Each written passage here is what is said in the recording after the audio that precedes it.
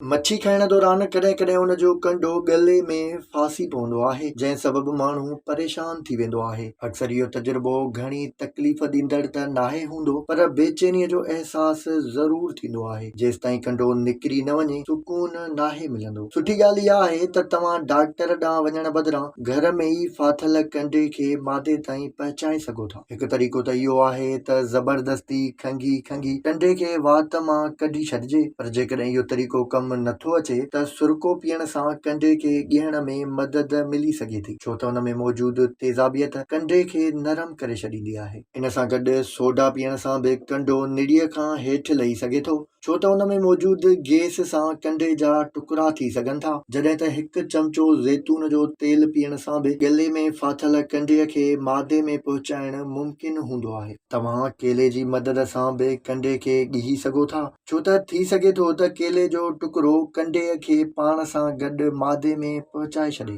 जॾहिं त मानीअ खे कुझु देरि पाणीअ में पुसाए उन जो वॾो टुकड़ो खाइण सां बि फाथल कंडे खे मादे ताईं पहुचाइण में आसानी थींदी आहे। इन बावजूद बि जेकॾहिं को तरीक़ो कमु न अचे त पोइ तव्हांखे डॉक्टर वटि वञणु घुर्जे, छो त कंडे खे न हटाए वियो त वॾा मसइला पैदा थी सघनि था।